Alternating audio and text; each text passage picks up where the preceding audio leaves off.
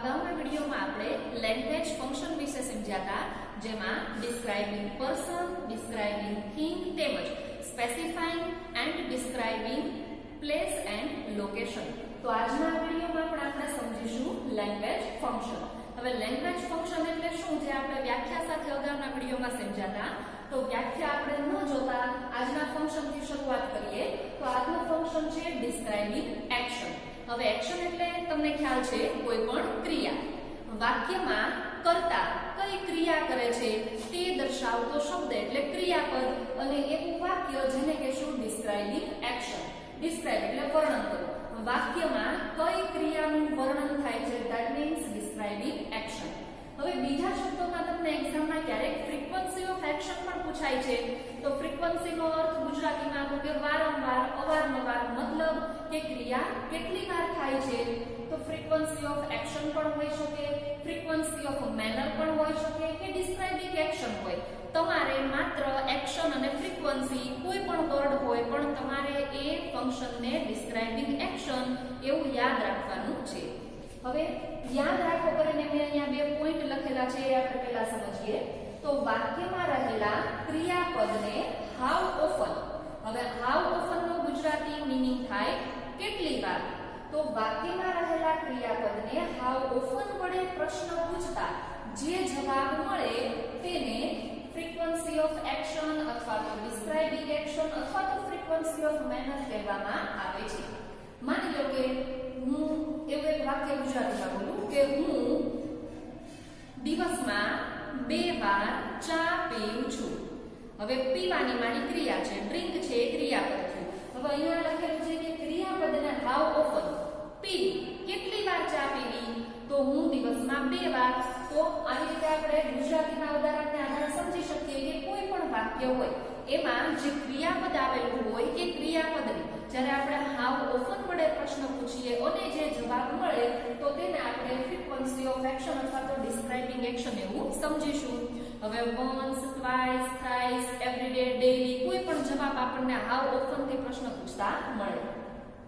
તો આ જે વર્ડ્સ લખેલા છે બે કરીને યાદ રાખોમાં, એ તમારા ઇન્ડિકેટિંગ વર્ડ્સ છે. જો આ શબ્દો તમે વાંચો વાક્યમાં તો સમજવાનું કે આ function that means describing action.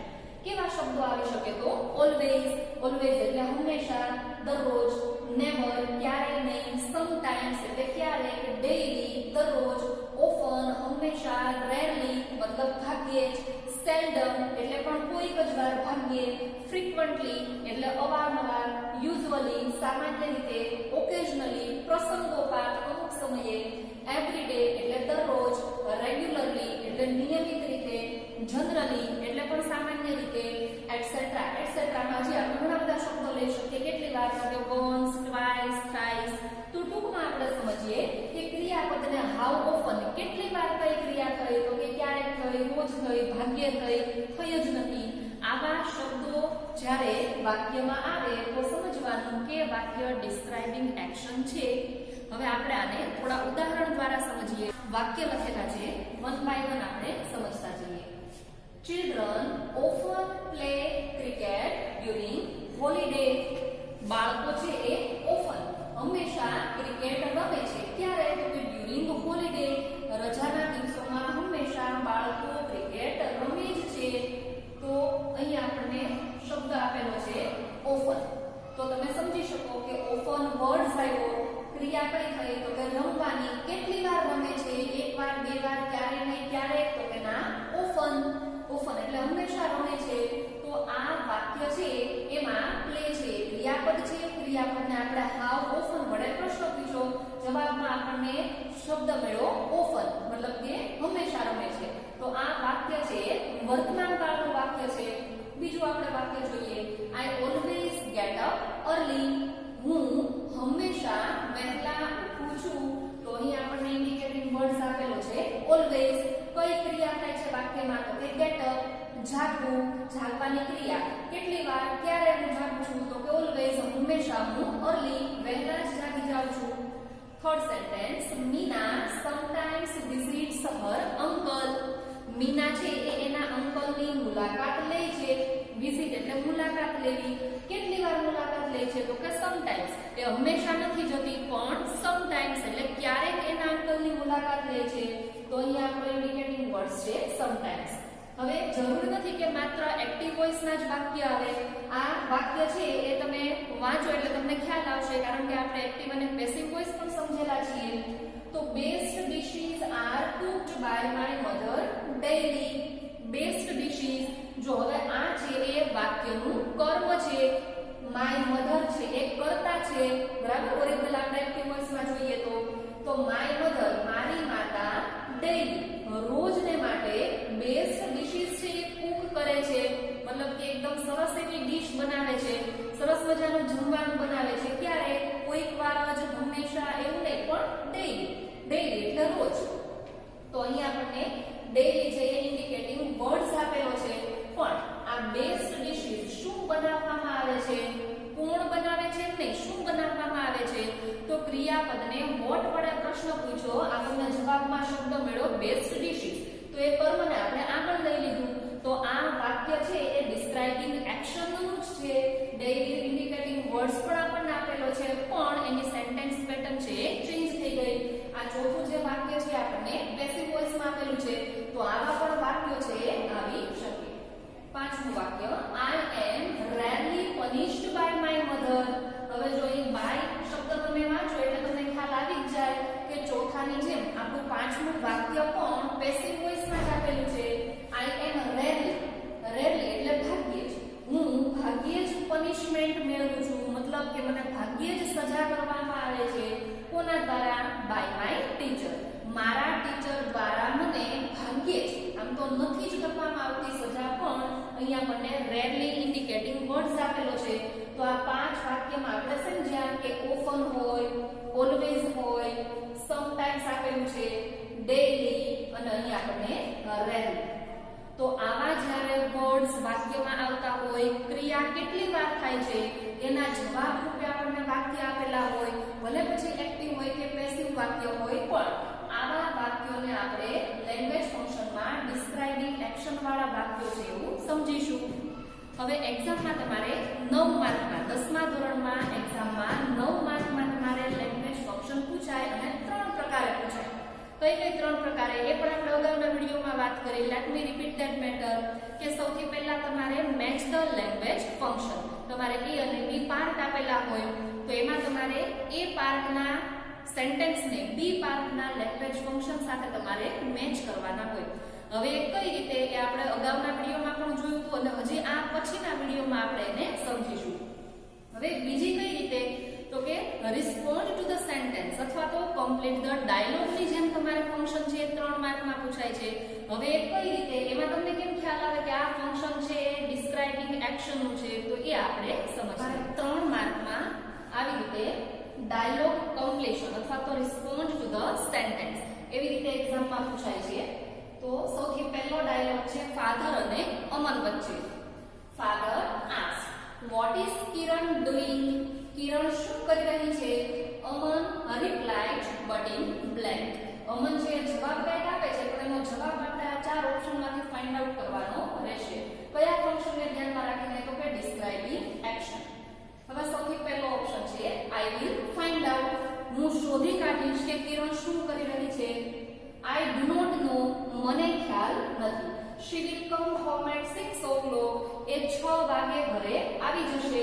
And our last option is she is always playing tennis at this time. તે at this time આ સમયે always હંમેશા ટેનિસ રમી રહી હોય છે. એની always રોજની આ ક્રિયા છે કે આ સમયે એ ટેનિસ રમતી હોય છે. તો હવે આ 4 ઓપ્શનમાંથી તમને ખ્યાલ આવે કે ડિસ્ક્રાઇબિંગ એક્શન હોય તો પહેલા તો જે આપણે લાંબુ એવું લિસ્ટ જોયું હતું સિમ્પલ પ્રેઝન્ટ ટેન્સના ઇન્ડિકેટિંગ વર્ડ્સનું, એ વર્ડ છે એ તમારા વાક્યમાં આવેલો હોવો જોઈએ. તો આમાં નથી, આમાં પણ શબ્દ નથી આવેલો, પ્લસ વીક આવેલું છે. તો આપણે એક બાબતને યાદ રાખીએ કે મોટે ભાગે, હંમેશા નથી કહેતી પણ મોટે ભાગે describing action, frequency of manner કે ફ્રીક્વન્સી ઓફ એક્શનના વાક્યો છે એ સિમ્પલ પ્રેઝન્ટ ટેન્સના આવશે. શું કામ? કારણ કે હાઉ ઓફન વડે પ્રશ્ન પૂછતા જવાબમાં જે શબ્દો મળે છે એ બધા જ શબ્દો સાદા વર્તમાન કાળના ઇન્ડિકેટિંગ વર્ડ્સ છે. બરાબર? તો વર્તમાન કાળના વાક્યો છે એમાં મોટા ભાગે આવે. સાદો હોય કે ચાલુ હોય પણ વર્તમાન કાળના વાક્યો એમાં મોટે ભાગે આવે. તો અહીં આના જવાબમાં આવે તમે સમજી શકો કે what is Kiran doing? So right answer is she is always playing tennis at this time. આ સમયે તે હંમેશા ટેનિસ રમતી હોય છે. Second, Kavita asked what is your plan for the holiday? Holiday માં તમારો શું પ્લાન છે? રજાના દિવસોમાં તમારો કોઈ પ્લાન છે? મેહુલ રિપ્લાઇડ બ્લેન્ક આપેલી છે in bracket frequency of action. તો ફરી પાછું આપણે લાંબુ લિસ્ટ જે છે એ યાદ કરીશું. Daily, sometimes, everyday, often, seldom, rarely. બરાબર? આમાં કોઈ વર્ડ્સ આવેલા છે? તો કે I have been waiting for a long time. તો આમાં આપણને શબ્દ દેખાણો નહીં. I have no plan so far. મારે એવો કોઈ પ્લાન છે નહીં. I have no idea. મેં હજી કોઈ આઈડિયા જ નથી વિચાર્યો કે મારે શું કરવું. I usually visit my grandfather in Mahuva. Usually સામાન્ય રીતે હું હોલિડેમાં મારા ગ્રાન્ડફાધરની મુલાકાત લઉં છું. મહુવા જે આપણને સિટીનું નામ આપેલું છે. તો તમે સમજી શકો કે આપણે જે સમજ્યા એમાં યુઝ્યુઅલી વર્ડ છે ઇન્ડિકેટિંગ વર્ડ હતો. તો I have been waiting for a long time એ પણ આન્સરમાં નહીં આવે. No idea, no plan. આપણો સાચો જવાબ છે આવશે D option. I usually visit my grandfather in Mahuva. તો આટલી બાબતને આપણે ધ્યાને રાખીશું કે ડાયલોગ કમ્પ્લીશનમાં તમારે જાતે જવાબ નથી લખવાનો પણ 4 ઓપ્શનમાંથી તમારે પ્રોપર ઓપ્શન છે સિલેક્ટ કરવાનો. બરાબર? તો આના આધારે તમે સમજી શકો. હજી આપણે એક ઉદાહરણ સમજીએ. જો ડાયલોગ આપણે સમજીએ જેમાં આપણને એ અને બી વચ્ચે કન્વર્સેશન આપેલી છે. A ask how often do you read English subject? How often તમે અંગ્રેજી વિષય કેટલી વાર રીડ કરો છો, વાંચો છો? B replied blank into bracket frequency of manner. હવે ખાસ સમજો. પહેલામાં આપણે કૌંસમાં લખ્યું હતું ડિસ્ક્રાઇબિંગ એક્શન, બીજામાં લખ્યું હતું ફ્રીક્વન્સી ઓફ એક્શન અને ત્રીજામાં લખેલું છે ફ્રીક્વન્સી ઓફ મેનર. પણ યાદ રાખો કે ત્રણમાંથી કોઈ પણ બાબત હોય તમારે ફ્રીક્વન્સી ઓફ એક્શન હોય, મેનર હોય કે પછી ડિસ્ક્રાઇબિંગ એક્શન તમારે ત્રણેયને સરખું જ સમજવાનું છે. તો બી છે એ ફ્રીક્વન્સી ઓફ મેનરમાં શું આન્સર આપશે? First option. I like to read English a lot. મને ઇંગ્લિશ વાંચવું ખૂબ ગમે છે. I read English in my reading room. હું મારા રીડિંગ રૂમમાં ઇંગ્લિશ વાંચું છું. હવે અહીં પ્રશ્ન એવો પૂછ્યો જ નથી કે તમે ક્યાં વાંચો છો, તમને ગમે છે કે કેમ. આપણો ક્વેશ્ચન છે કે how often do you read? તમે ઇંગ્લિશ કેટલી વાર વાંચો છો? આઈ read English 2 hours a day.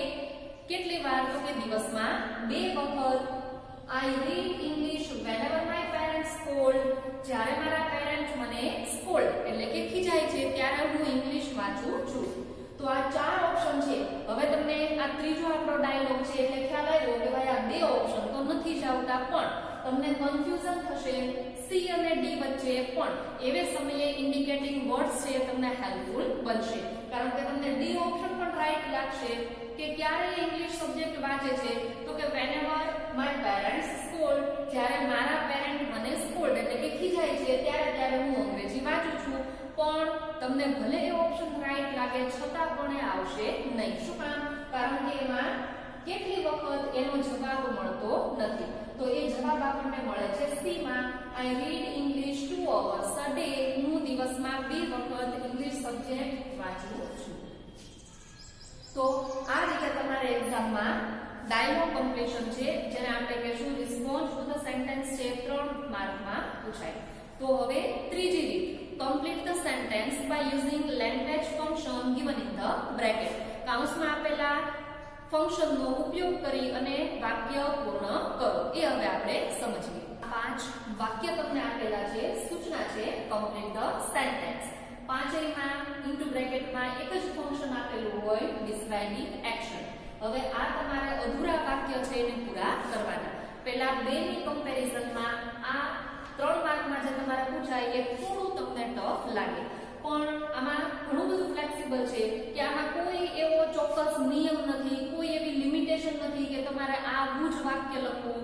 તમે ગમે તે વાક્ય લખી શકો, તમને આવડતું વાક્ય તમે લખી શકો.